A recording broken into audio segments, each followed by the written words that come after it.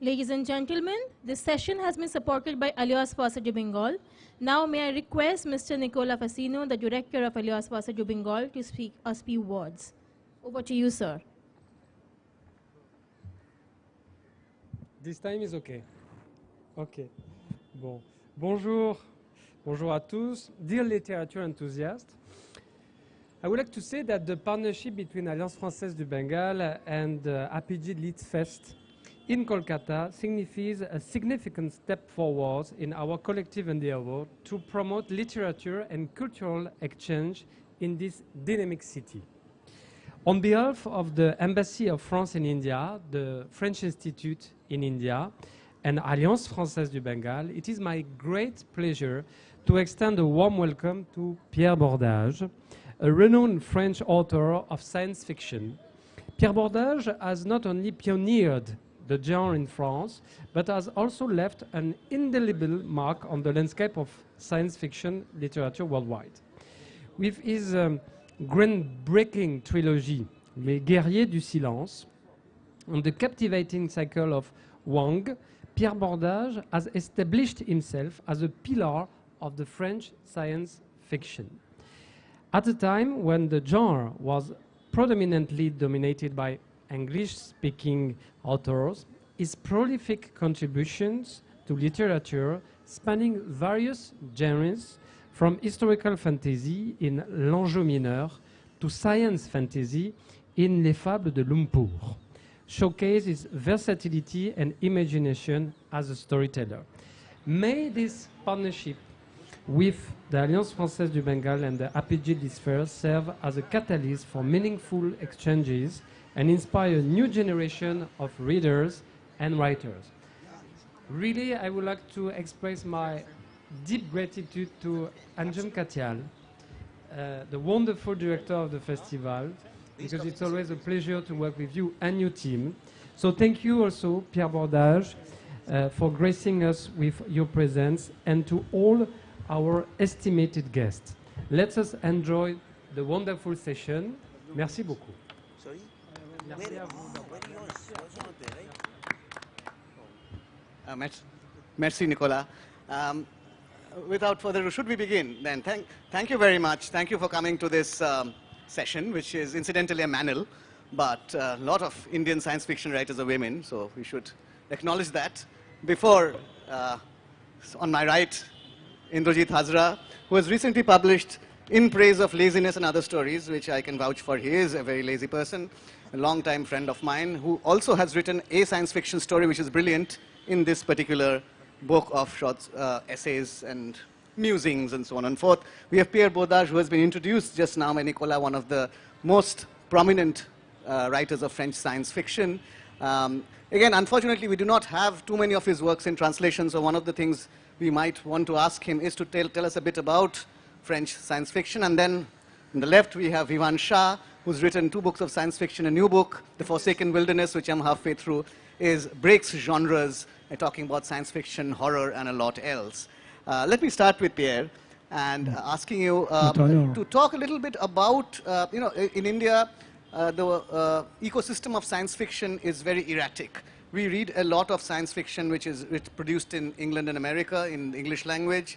There is now a recent Bengali language upsurge in science fiction writing, but as far as French science fiction is concerned, owing to lack of translations, there is not that great a readership. So what I would ask you to do is a very difficult thing. First, to talk a little bit about the industry, the ecosystem of French science fiction, and how you see yourself in that as a writer. Thank you to be there. We have pronounced word science fiction and you stay there. That is good. The situation of science fiction in France, it's quite good. It's lots of authors, many authors female now, young and very talented. And it's lots of publishers, specialists in science fiction. So some big group speak about published science fiction, like Le Seuil, very prestigious publisher in France. Also, the production is varié. It's lots of books of science fiction and fantasy, because when we speak science fiction, we speak about fantasy too, because it's not the same genre, but it's in a bookshop. It's always in the same place, same corner. So I am very optimistic for the French science fiction, and I hope it will during in years. Vivaan, I was wondering because Pierre was talking about how the categories of science fiction and fantasy are perhaps they are often conflated. Now, do you think that's a good thing for a writer or a bad thing, or what is your experience in dealing with the Indian publishing industry and science fiction, your work? Yes. Does it have to slot neatly into one category or the other? Yes, certainly. And as far as the different categories and sort of subdivisions of the genre, you could probably say that in the history of science fiction, there's been three strains. One which you could probably call classic sci-fi, I mean, best exemplified by the luminaries like Asimov and Bradbury and whatnot. Then that which deals slightly with the fantastical elements. And then within that, there's another category which is weird fiction, which was basically the offshoots of Edgar Allan Poe. You know, various Algernon Blackwood, Arthur Machen, and even in the late 1800s, early 1900s. And what the defining characteristic of the third category was that it wasn't that much dealing with a sort of intergalactic setting or a futuristic setting. Often the setting was contemporary, and it was also trying to find the weirdness in the commonplace, locating the strange things in the mundane, you know. So that was, and I think the book definitely comes from that tradition of weird fiction. So yes, definitely, not only from a publishing standpoint, but also from terms of how it would communicate with a readership, because the book is also written in a slightly archaic register, and that's a deliberate attempt. So yes, there were challenges of various sorts in that sense. This is the book we are talking about, The Forsaken Wilderness, which takes place in the mountains of Garhwal. Garhwal, yeah. Garhwal. And in fact, I asked Vivaan whether he was a mountaineer, because there's so many mountaineering details there, or a climber, but he said no. But I think it's interesting to see how you're actually refusing to be confined to one genre. So, in fact, we have to expand this conversation, which is, of course, about if you look at the topic, it's about the attractions of science fiction. Of course, we are all very attractive, but is science fiction attractive to readers? See, I think the categorization helps me as a buyer of books. When I go into a W.H. Smith or something, I actually do, it does serve a purpose. So there's no point in denying that. But at the same time, the fun is also to go amphibious, to go slip in and out. I'm very much interested in historical fiction, but that is weird in Vivaan's idea of that. So your question was, I guess, these, the categories, because Vivaan has opened it up, as has Pierre, and I have slightly different views about this, because I'm quite a purist, and I think science fiction and fantasy are different genres. But of course, people are doing mashups, and weird fiction borrows quite prominently from both. Now, your second book, The Garden of Earthly Delights, second.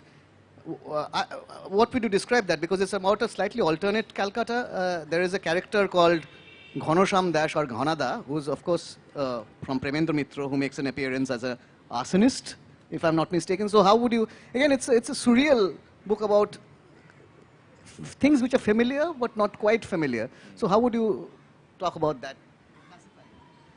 See, I remember I first came across Kafka's Metamorphosis in a collection of fantasy fiction.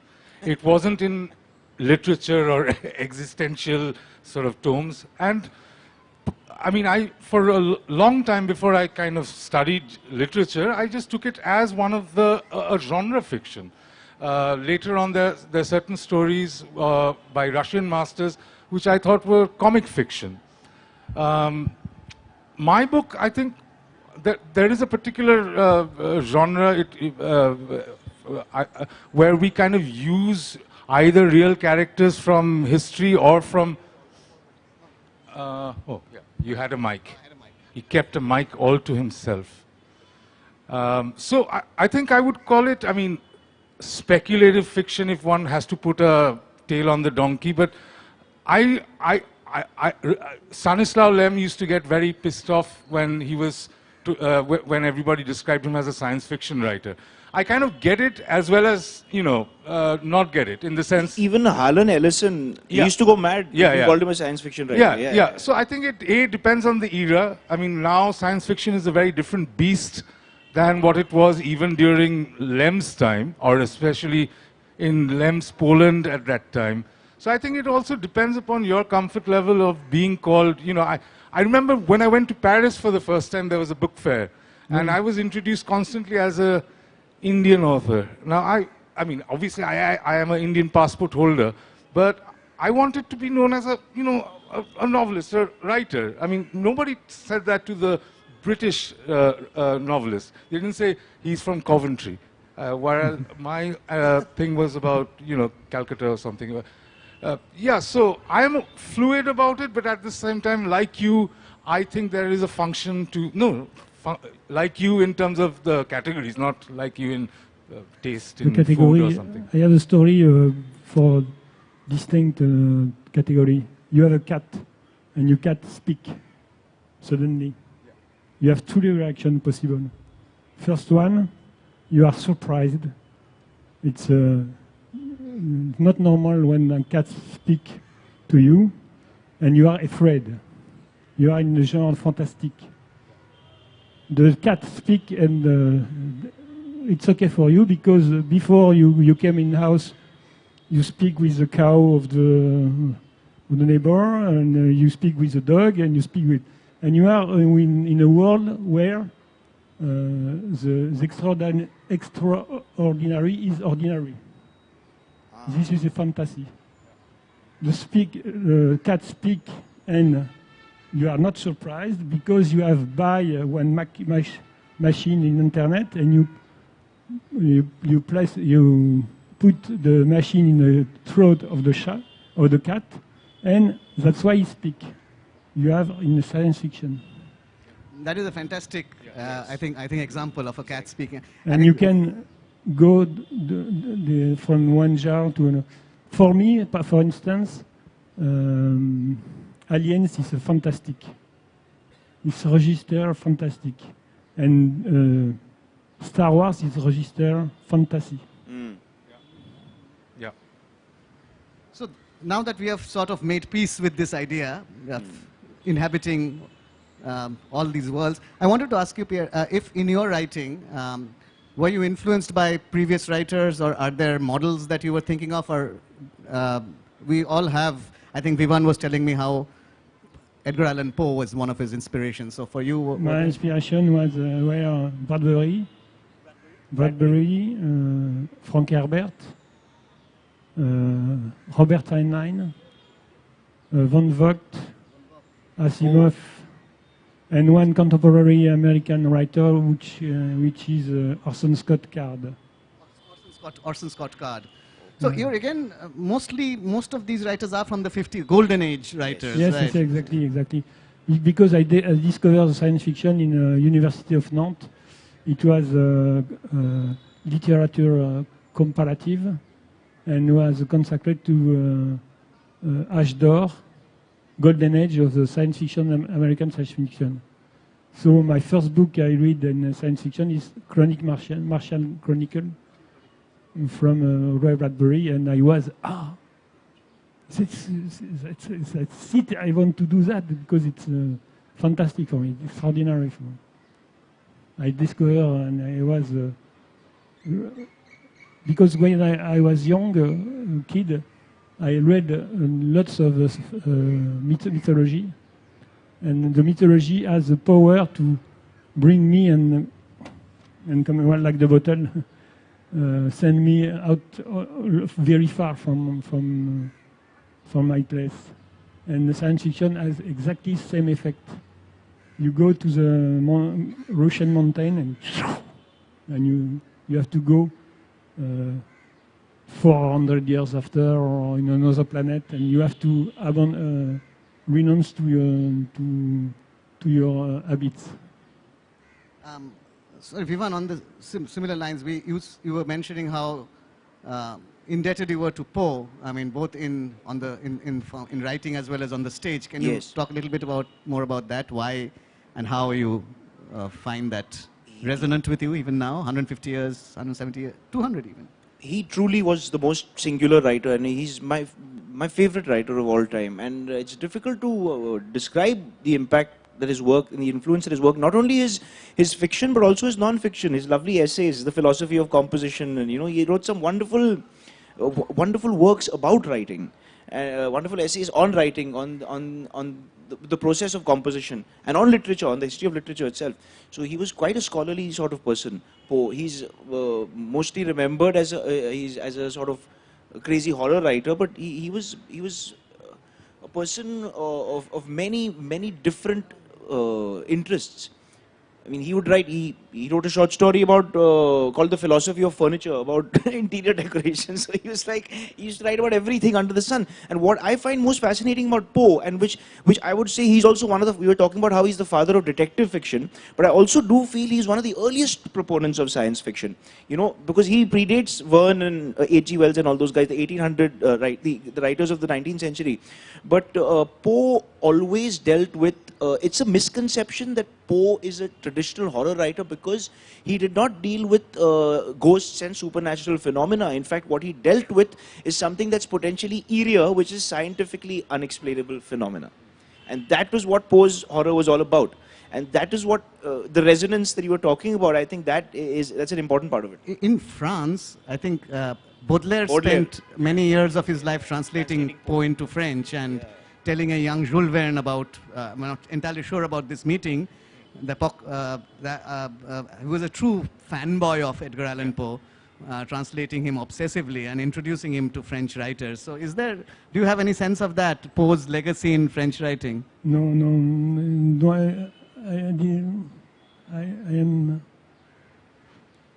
I didn't know about Poe. I read some novels, some short stories after, but it was not in my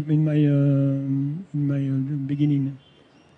Only the American from Golden Age. Indrajit, as a reader, both as a writer. Not even Jules Verne. Not even Jules Verne. No. After.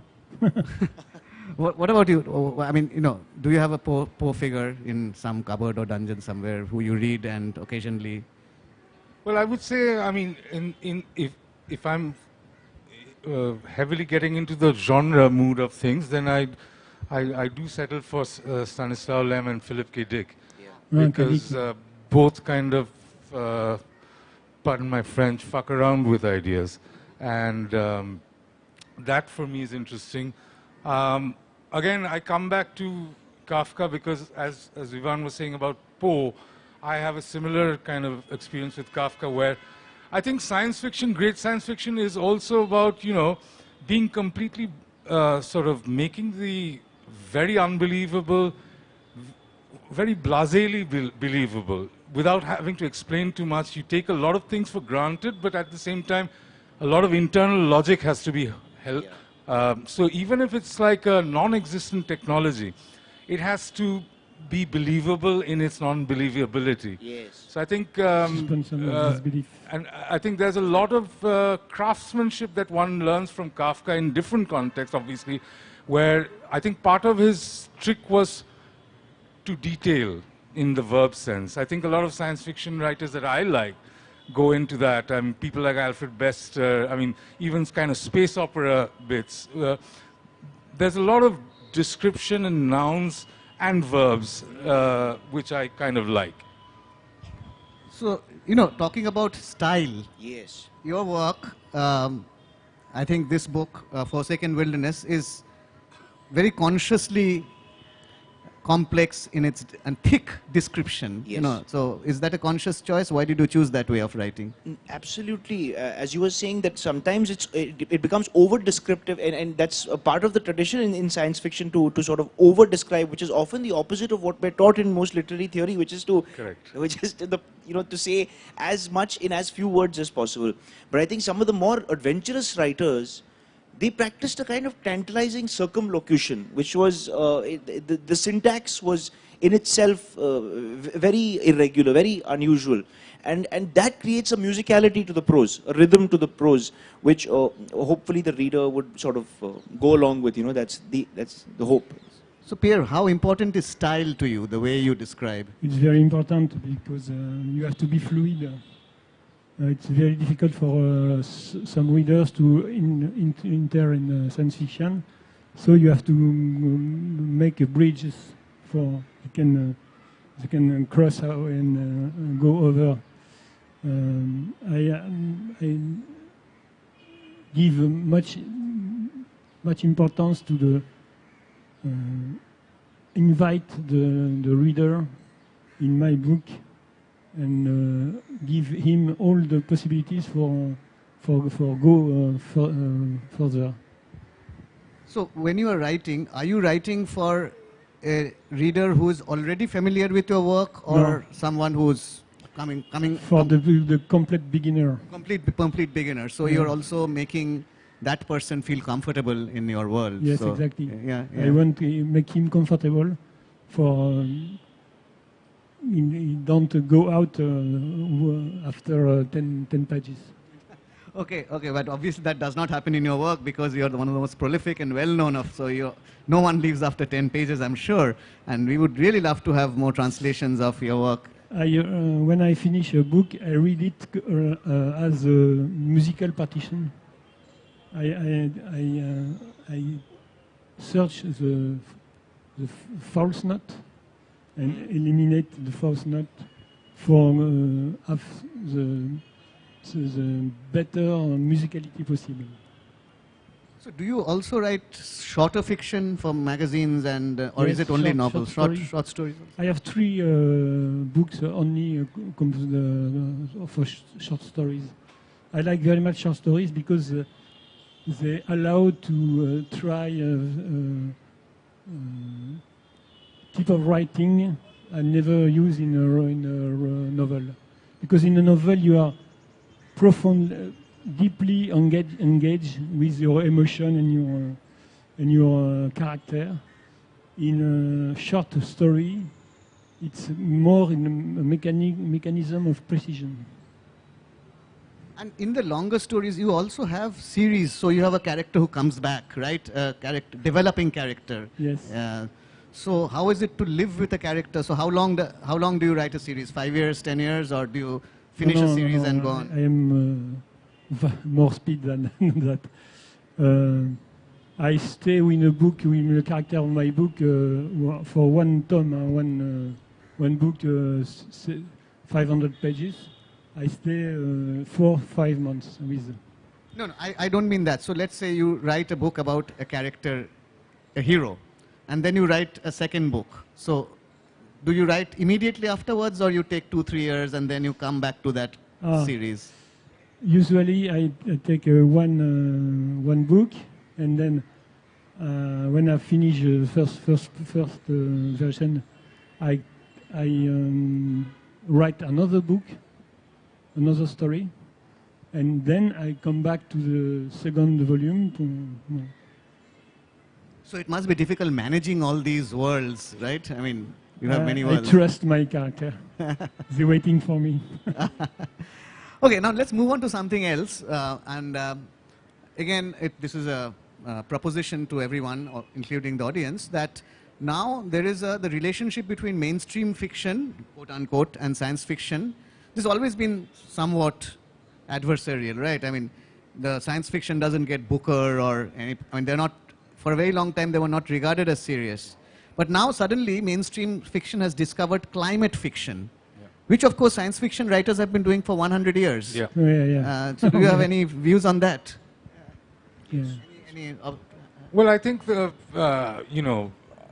I think a lot of genre fiction is avant-garde fiction in Yes. the literal sense of the term. So I think what is taken seriously, quote unquote, and what is not, there is a kind of a time cycle lag which is determinant on a lot of things like, things like even sort of cultural production, etc. So for that reason, I think it is a kind of healthy thing to kind of, it's almost like you have a test pool, which is the genre pool where you test out things and then you it's like any technological product which you test with you have a beta test, and then that's how I think the mainstream looks at it. I think fanboys or science fiction enthusiasts don't look at it like that. That they are the first users. Yeah, and it's interesting that the whole tradition of genre fiction, I suppose the name, the why it's called pulp fiction is because they used to use lower quality paper. It's the kind of thing you could fold into your back pocket on the way to work. Also sometimes the kind of disreputable literature you didn't want to be caught reading. So within the pulp tradition, whether it's suspense, mystery, sci-fi, horror, I've always felt, as you were saying earlier, is that the more adventurous writers were dealing in genre. And they were using genre, they were smuggling in things in the cloak of genre. Sometimes forms of social commentary, various other things, examinations of human psychology. So I've always felt that there's an immense rich tradition within genre fiction, the kind of stuff that's not taken seriously. I think there is an immense tradition of investigation of the human predicament. I think the opposite. Oh, sorry. Yeah. I think science fiction has a big advantage, so all of the genre, including the main literature, because you have three effects of science fiction. The first effect is the wonderful journey. It's entertainment. You will quit your quotidien, your home, for go higher, I don't know, in another place, in another time. So the first one, entertainment. Second, when you see overview the Earth from space, from time, you know where go the Earth, because you have the sorry for my English, I have to practice. You see the big movement of the population and the big evolution, and you can speak about present, about where we live now. Science fiction is talking about now. And then the third effect is interrogation, questioning, like the first myth on the world, Gilgamesh. It's a questioning about immortality, and science fiction speak lots of about immortality. So we participate to the questioning from humanity. And these three effects make the genre very rich. No, go on. No, I was actually also thinking that the fact that science fiction can interrogate, and it provides you with a toolkit to do so. In a sense, you are given a kind of a toolkit which makes it easier for you to take things apart and then put them back together in entirely different ways. And that brings me to my final reflection on which you have recently written about in a more humorous vein, about artificial intelligence and how artificial is it? What implication does it have for science fiction, if any? Any thoughts, starting with you?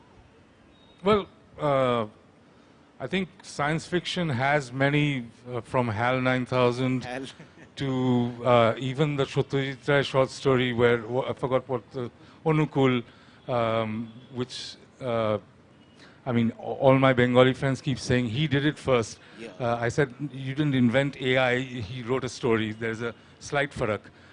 Anyway, so for me, it's fascinating because essentially what science fiction depictions of AI does is sort of through the outdoor, as it were, it investigates and questions human intelligence. Because essentially it is about human consciousness, human intelligence, but it is doing it through a non-human representative, which makes it kind of both easier to comprehend as well as fascinating to comprehend. So it's like, yeah.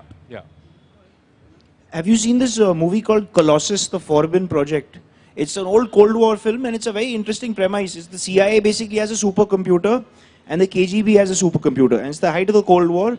And what happens is that the computers both connect with each other and say, these humans are crazy, we'll become friends and make world peace happen. Yeah. And then there's another, I was just telling you earlier about where I dramatized the works of Poe on stage. So there was another short story by Ambrose Bierce in that called Moxon's Master, which is an insane piece. I mean, by the way, Poe also wrote about AI back in the day. But this Moxon's Master is a very interesting short story. It's about an inventor who basically makes a chess-playing automaton. And he basically, what he's telling the narrator also is that he believes that all inanimate objects have sentience at some level, all vegetable, when he talks about how, you know, a creeping vine, if it can suddenly take a left turn on its own accord, that sort of thing. And the story basically ends with the Moxon is playing chess with the automaton, he beats the automaton ends up strangling him and killing him. Okay. Soul loser. Exactly. In fact, automata have a very long history from the 18th century onwards. One thinks of this French novel from the late 19th century by Villiers de l'Isle Adam called Le Futur, in which Thomas Alva Edison makes a automated. I think I saw one original manuscript of Villiers Adam. Okay, so the Villiers manuscript. It's a fantastic novel. Again, Villiers de l'Isle Adam was a writer of very interesting short stories from the mid-19th century. And he wrote this book called Le Futur Eve, where Thomas Alva Edison, the inventor, creates a robot, a female lab assistant for one of his workers. And it's very, very interesting questions about the nature. I think now we should probably open up this to the you know, audience who are here. There are quite a few of you. Don't be shy. Okay, ask a question.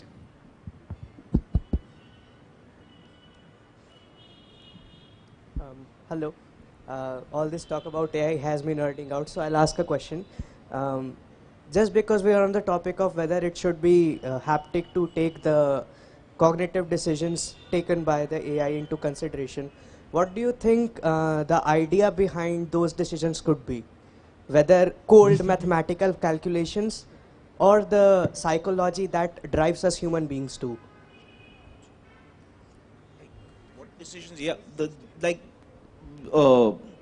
you mean in terms of how it affects the cognitive process of human beings in general? Nah, like you said, yes. In the end the automaton gets up and kills the guy, right? Yeah. So what do you think the logic behind that would be? Either cognitive psychology that drives us humans, or brilliant. Cold math-hearted logic? Wow, that's a brilliant observation. That really is. That's a fascinating thing to think about, because as you said, is it an emotional reaction or is it a cold mathematical clinical reaction? And therein lies the enigma of the short story. I think you've absolutely hit the nail right on the head, because that's exactly what the ambiguity of that piece is about. Is that, was it a cold mathematical decision or was it an emotional reaction by the machine? Yeah.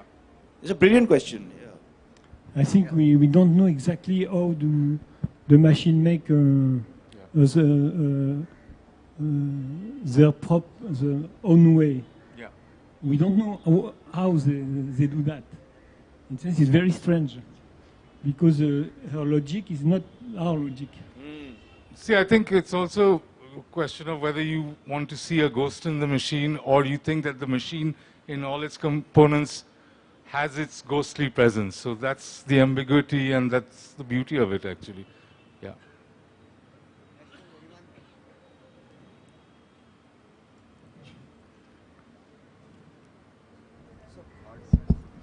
Yeah, hi, this is Aditya. Thing is, we were speaking about climate fiction, right? I guess one of the reasons it's being taken seriously because it's talking about a very serious topic. And I guess if I didn't get him properly, maybe he was trying to say, like, when we are talking about science fiction, there can be two genres in it. One can be the science fiction itself, and then there can be a theme, what it is actually speaking about, right? So those inside stories can be about feminism. Those inside stories can be actually about environment, climate. Those inside stories can be about very serious topics. So if you can actually highlight those serious topics, that is one genre. Inside the science fiction, I think science fiction can be taken as serious work also. What are your thoughts on that? Sorry, of course it is. I mean, you know, from the 50s onwards, I would think, sorry, I'm just sort of taking this because here I'm thinking about, I teach science fiction at university as well. So one of the things we are looking at is how from the 50s it sort of liberates itself from the magazines, American magazines, the magazine culture. Amazing Tales. Amazing Tales, which was the kind of a Gernsbackian continuum. Hugo Gernsback, he edited those magazines, but they were fairly simple storytelling, you know, hostile aliens, and it was a kind of an extension of a cowboys and Indians kind of storytelling. But now people are beginning to, so you think of, as someone once said, not with Edgar Rice Burroughs, but William Burroughs. Or you think of Michael Moorcock publishing New Worlds, J.G. Ballard, and all these people writing about environment, among others, politics. Ballard is absolutely prophetic. He writes this short story called, again, pardon my, Why I Want to Fuck Ronald Reagan, when at the height of Ronald Reagan. It's a kind of a strange, demented performance of SF taking on politics. Yeah. So all of this, I'm not saying that they began from the 60s, but there is a very 50s and there's very strong kind of a theme where all these themes are examined. Gender, for instance, in Ursula Le Guin, the gender fluidity in The Left Hand of Darkness, binaries or multiple sexualities in Joanna Russ. So SF is able to do that in a way, but I think mainstream fiction woke up a bit late to that. So that's like really my kernel of my argument. If you look at Star Wars also, nowadays the Jedis and all the leads are actually female leads these days. Yeah, but they're just ticking boxes. I mean, you know, in a sense, there's a diversity. You are doing it because you have to. You're compelled to do that now. I mean, but whether it emerges out of other earlier, more organically. Yeah. Yeah. How are we doing for time? Anyone? No, also want to add to that another important component of sci-fi, and I suspect that this is true with your work as well, Pierre, is that it deals with the cosmic. Does it? Yes, because and that I think is one of the most singular things about science fiction, which no other genre does. It looks at life from a cosmic point of view. Yeah. Yes, I speak lots about spirituality. Okay. I think I'm a searcher, and I think that the free spirituality give you freedom. Dogma give you jail. So I think we're talking actually about transhumans or posthumans, and we are not still humans. So we have to, before become humans, before talk about transhumanism or posthumanism. That's a lovely point, I think. We have to become humans before we can become post or trans. Yeah, I think, Pierre, you're also mentioning something which I really believe in, which is science fiction is a great kind of instrument of dogma busting. I mean, I think especially when one starts in a young age, I think in hindsight, I'm very, I would have said in Robert hindsight, but I won't. In hindsight, I would think that a lot of beliefs being sort of open comes from reading, you know, things, even the Golden Age, for instance. I mean, Heinlein, anybody. It just allows you to think differently, and it's more obviously allows you to think differently. I'm sure great literature does that anyway. But. Okay, 2 questions, Kunal, one from you, and then this One after all. Thank you. My name is Kunal. So my question is that many of the things that were written in science fiction many years ago have come true in today's modern world. So as someone who reads and researches science fiction, all of you, can you tell us what would some of the things that will come true maybe 20 years later that are being written now that you have come across in different... We are not divines. We are not prophet. We are only people who for myself. I'm interrogating myself about life, and I try to find a solution or exploration in human spirit. I want to be the most free possible for explore humanity.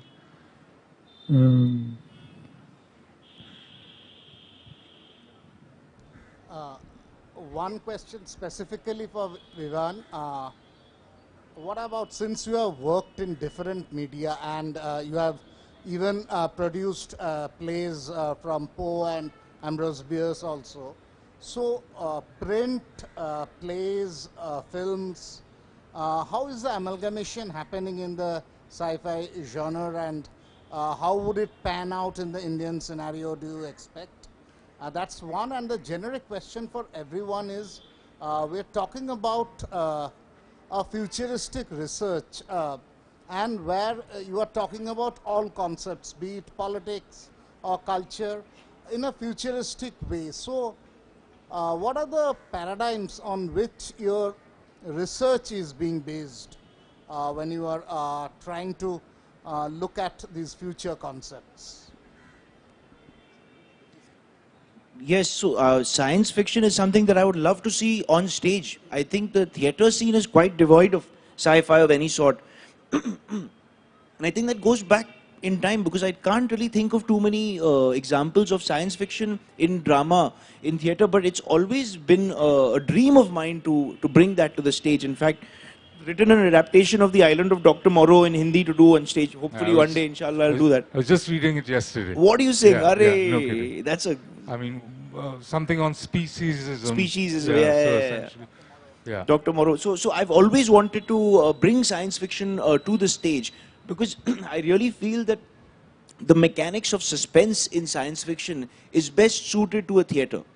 You know, in the confined space of an auditorium, you can really spook the audience in a way that it's that in every medium goes about it differently. You spoke about the cinema, theatre, and versus the written word.